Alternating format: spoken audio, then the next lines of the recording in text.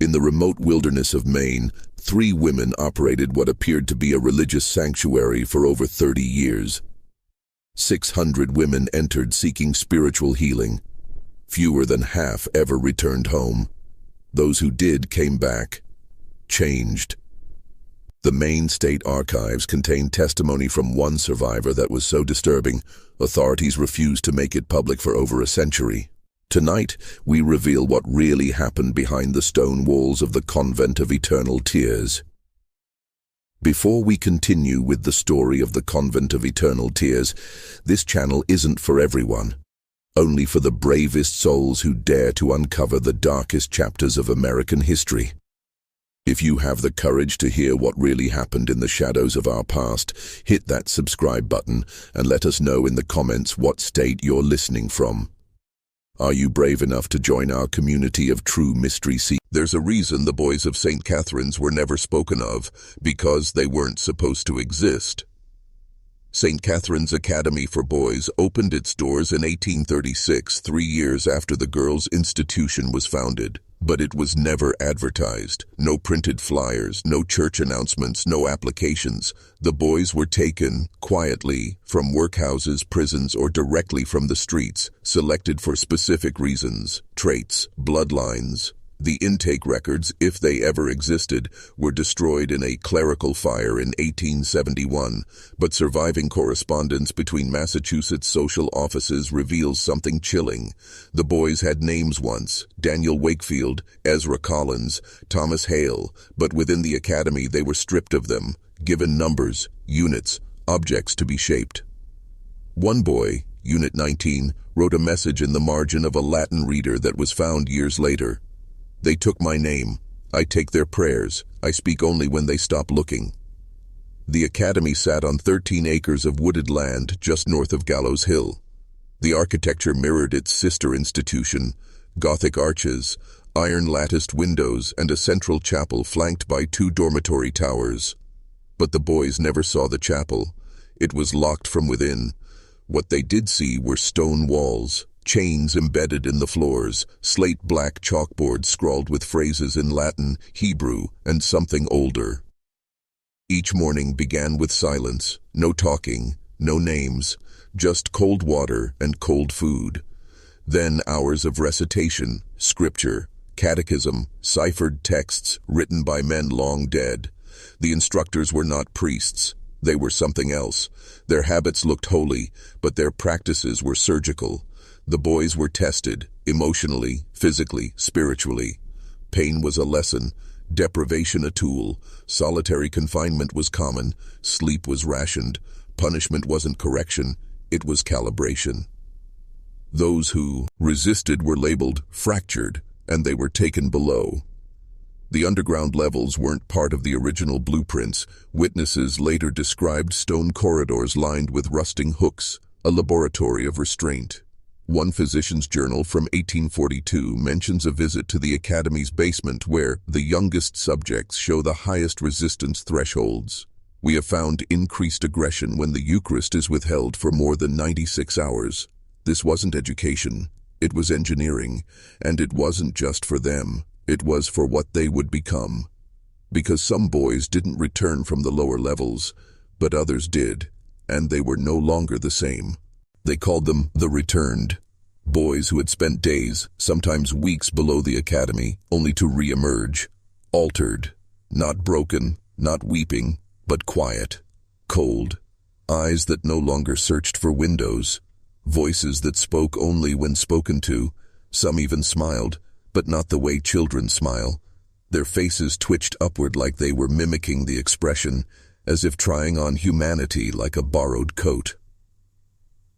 Unit 11 was one of the first. He'd been caught trying to escape through the laundry chute, his hands bloodied from scraping at the iron grates beneath the stairwell. He was 8. After his disappearance into the cellar, the other boys whispered prayers for him in the dark, though they weren't sure who they were praying to anymore. When he returned, he didn't speak for 3 days. On the 4th, he told another boy that the Virgin had visited him in the walls, and she didn't blink. Then he began drawing symbols in his food, spirals, triangles intersected with Latin characters. an eye bleeding from the center of a six-pointed star. One of the caretakers, a man known only as Brother Cassian, recorded these symbols into a private notebook. That notebook was later found in the attic of a Jesuit retreat house in Vermont in 1919. Its final page was smeared with blood and read only, "Unit 11 dreams in Enochian now. We are losing them to something older than God." Parents never visited, because there were none. Most boys had been declared wards of the state or had come from institutions too underfunded to follow up. A few still had distant relatives, uncles, older siblings, but they were told the boys had been adopted by religious sponsors. No questions were permitted. Those who asked too many were paid off or silenced. But something changed in the winter of 1840. A doctor from Boston, Samuel Whitlock, visited the academy under the guise of inspecting for disease. He was a medical man by profession. He was part of a secret society tied to Yale's earliest occult clubs. What he found, he wrote, defies categorization. The boys are not ill. They are conditioned. You look into their eyes and feel your own name disappear. He never returned to Boston. His body was found 6 months later, bound in linen, floating downriver near Danvers. A page from his journal had been sewn into his jacket. It simply read, "They're building vessels, not men." The word vessel appeared again in 1843, this time in a letter intercepted from a courier leaving the academy's grounds late at night. The messenger was caught by a local constable who found him bleeding from the palms, muttering psalms in Latin. The letter, addressed to a Brother Elijah in Providence, contained only 3 sentences. Subjects 3, 7, and 19 have reached deep trance state with no narcotics. Vessel construction appears viable under lunar alignment. The rite will commence before equinox. The message was signed only with a strange sigil, 2 intersecting crescent moons surrounding an inverted key. It was never meant to be read, and that's the point, because what was happening inside St. Catherine's wasn't just cruelty masquerading as charity. It wasn't even the trafficking we now recognize as institutional abuse. It was ritual, a system of transformation engineered to fracture the human will and replace it with something else. Something more useful. What were they building? Obedience, but not the kind born of fear, a deeper kind, the kind that rewrites memory, that inserts loyalty not to country, not to faith, but to code. In 1844, a former janitor named Thomas Griggs came forward claiming he had worked at the academy during its early years. He described seeing the same boys punished repeatedly, not for misbehavior, but for dreaming too loudly. He said boys were forced to memorize sequences of numbers, stare into mirrors while being read ancient texts, and listen to the same voice, recorded on wax cylinder, repeat phrases over and over. You are not flesh, you are clay. He who breathes through you watches. Pain is the key to the door that does not open. Griggs left the job after finding a hidden corridor behind the chapel altar. What he described doesn't sound like fantasy, it sounds like precision. 12 narrow cots arranged in a circle, each with leather restraints, a drain in the center of the stone floor, and above, carved into the ceiling, a symbol he'd never seen before but would later find in a 17th century grimoire banned by the Vatican, the seal of the Watcher. Griggs disappeared a year after giving his testimony. They say his throat was found in a well, just the throat, no body, no blood. The letter he left behind contained just one phrase written over and over. The boys were never meant to leave. The whispers about St. Catherine's never stopped. They only grew louder in hushed corners of New England towns and within secret societies that passed down warnings in coded letters. One recurring name appeared over and over, Brother Elijah. Who was he? A caretaker, a mastermind, a high priest in this dark fraternity? Records show a Brother Elijah vanished suddenly in 1851, leaving behind only a scorched journal filled with cryptic symbols and passages in dead languages. His final entry read, "The vessels are ready, but the Watcher demands sacrifice. The boys do not fear death, they welcome it as release. The true work begins now." That true work was never publicized, but several townsfolk reported hearing chanting at night, echoing from the abandoned academy grounds long after it officially shut down. The voices sounded childlike yet dissonant, an eerie chorus that no man dared approach. Local legend says the 48 boys didn't die in the collapse or fire. Instead, they were transformed, transcended in some twisted sense. Some believed their souls were harvested, bound into relics hidden beneath the academy, while others whispered about the returned, agents who would carry out the will of those ancient shadowed orders beyond the grave. There's even an old tale of a man who claimed to be Unit 11's brother. He said he found a single rusted key inside a hidden compartment of a family heirloom chest. The key bore the same symbol, the inverted crescent moons and broken star from the secret letter. When he tried to use it on the academy ruins, the ground trembled and a faint voice whispered, "You should not have come." This wasn't just history. This was a warning. By 1853, St. Catherine's Academy had been shuttered for nearly a decade, but the dark legacy it left behind was far from over. The land itself seemed cursed. Families who dared buy plots near the ruins reported strange illnesses, nightmares so vivid they left men waking in cold sweats, and children who spoke in voices not their own. The nearby towns whispered of a shadow plague, a psychological contagion spreading like a ghost through the generations. Scholars who later examined the site found remnants of unholy experiments, fragments of glass files with unknown powders, shards of broken mirrors inscribed with indecipherable runes, and traces of old electrical apparatuses far too advanced for the mid-19th century. The local folklore spoke of the conduit, a ritual device hidden somewhere beneath the academy, designed to open gateways between worlds, between flesh and spirit, mind and void. Some claim that the boys were never merely subjects but vessels, carriers of ancient knowledge, forced to channel the power of eldritch forces older than the continent itself. Their imprisonment was only the first step. The real goal was to birth something beyond human comprehension, obedient puppets whose wills were no longer their own, programmed for tasks too dark for daylight. This aligns disturbingly well with secret societies that gained power during the same era, the Freemasons, the Rosicrucians, and lesser-known cabals that sought to control not just governments, but the very minds of men. The academy was the crucible for their grand design, a place where broken boys were reforged into tools for the elite.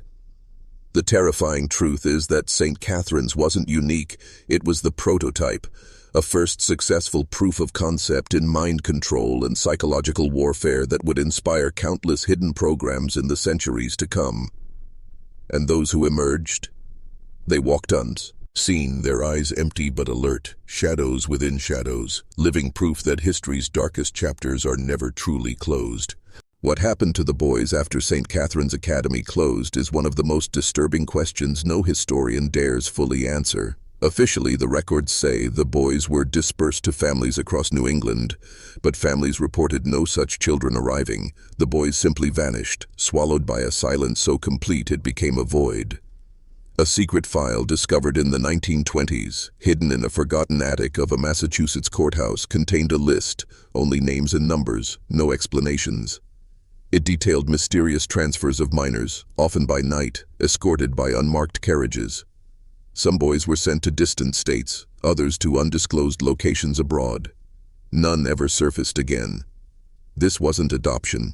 It was trafficking in its darkest form. But more than flesh and blood changed hands, minds were auctioned in invisible markets. The returned boys were said to be embedded deep within the growing institutions of power, government agencies, secret societies, and wealthy families with shadows of influence stretching across continents. They were the unseen architects of control, operatives trained not just to obey, but to manipulate, to embed psychological triggers, to suppress rebellion before it could arise, their childhoods shattered to rebuild empires of obedience. One chilling report from a former detective who claimed to have traced one such boy decades later described an adult with no memory of childhood, yet with knowledge of ancient languages, secret codes, and behaviors indistinguishable from programming. When asked about his past, he only said, "My real life began when I stopped being a boy." The truth is a mirror that shows us what we fear most: how easily innocence can be weaponized, and how deeply the roots of control burrow into the soil of humanity. And this story, it is only beginning to unfold. The concept of control at St. Catherine's was far beyond simple discipline or indoctrination. It was psychological warfare aimed at fracturing identity itself. The boys were subjected to what modern psychologists now recognize as dissociative programming, a technique designed to shatter the mind into fragmented pieces, each locked away behind invisible mental walls. In the dimly lit basement cells, the boys were deprived of human contact, forced into sensory deprivation, or bombarded with repetitive hypnotic chants. They were stripped of names, memories, and emotions, the goal, to erase the self entirely. Once broken, these fractured psyches were then painstakingly rebuilt. Specific personalities were embedded with distinct skills, triggers, and loyalties. Some were conditioned to act as spies, others as enforcers, some as manipulators capable of infiltrating the highest circles of society. This programming was carefully disguised in religious rituals, creating a psychological cage cloaked in divine purpose. The priests and caretakers used scripture not to inspire faith, but as coded commands. Prayer became a weapon, hymns transformed into mantras of obedience. An anonymous former caretaker's diary, leaked from a clandestine archive, reveals the brutal methods.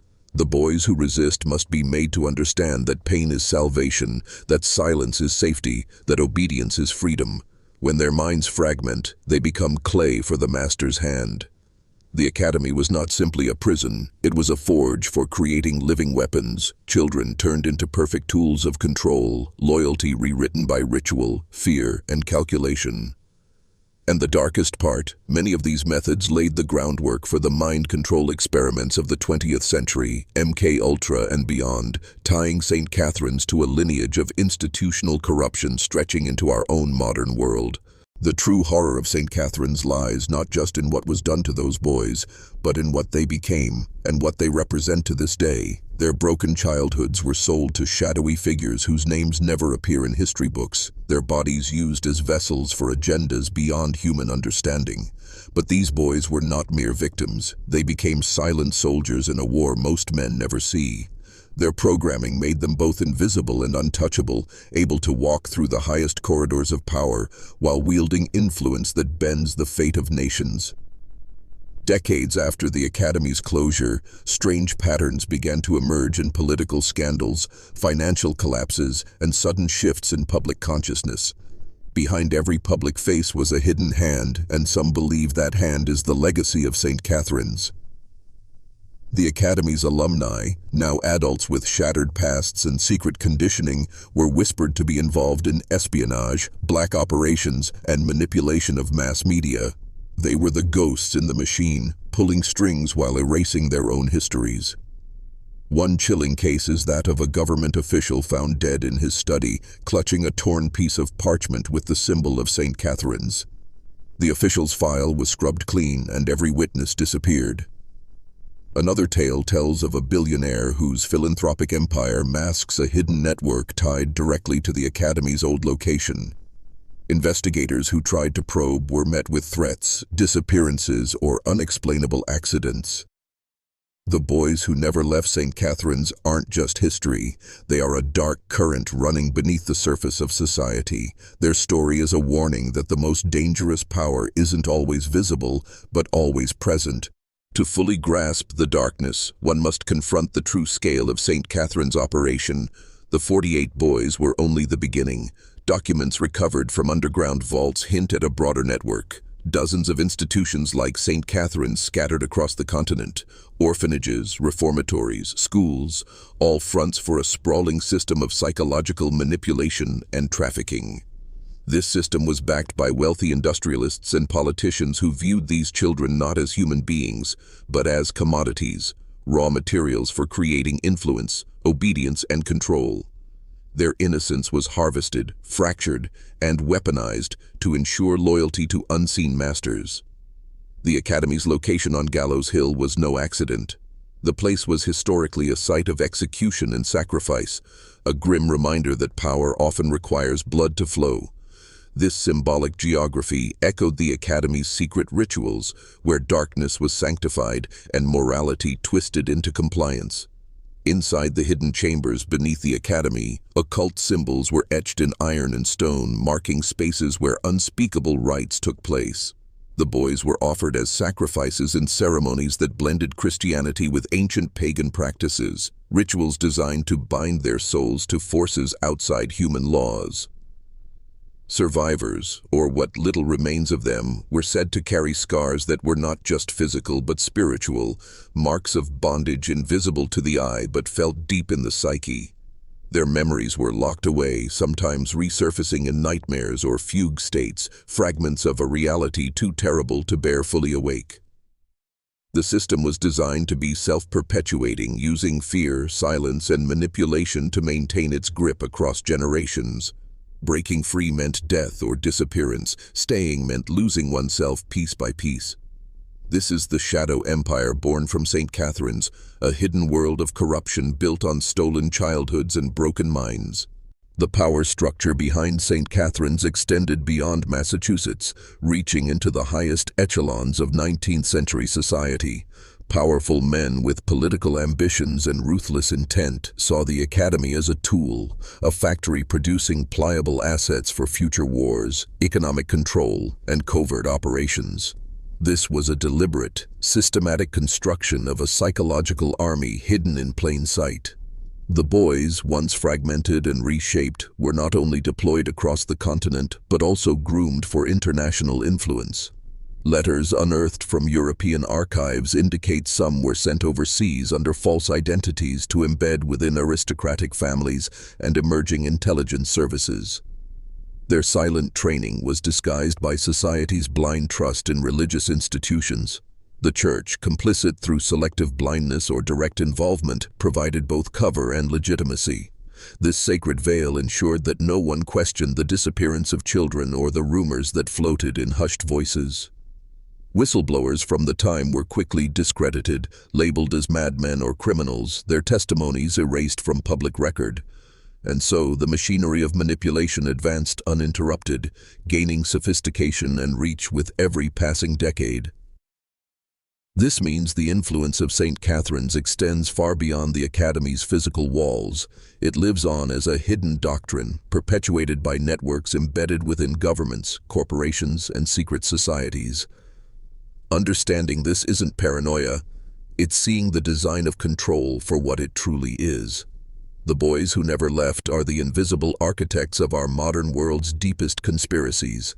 The psychological mechanisms employed at St. Catherine's were revolutionary for their time and would later be echoed in the dark science of mind control throughout the 20th century. What's most chilling is that these early experiments were both cruel and meticulous, designed not just to break bodies, but to shatter wills, ensuring total compliance. The boys endured cycles of trauma and relief, conditioned to respond to coded triggers, words, gestures, symbols that could activate or suppress implanted personas. This wasn't just torture, it was programming, and it created a living system of control that operated from within the mind. To this day, survivors' descendants report strange behaviors, unexplainable fugue states, sudden violent impulses, and the eerie ability to recall information they could never have learned normally. Some believe these are echoes of the original programming, genetic memories passed down like curses. The Academy's legacy is a blueprint for psychological enslavement, proof that the human mind can be weaponized with terrifying efficiency. The boys who never left St. Catherine's became the first generation of invisible soldiers, their minds fragmented and bound to serve hidden masters. This knowledge changes everything. It forces us to question what freedom really means and how much of our own thoughts and actions might be shaped by invisible forces. The Academy's story is a warning. The greatest prisons aren't made of bricks and iron. They exist within the mind itself.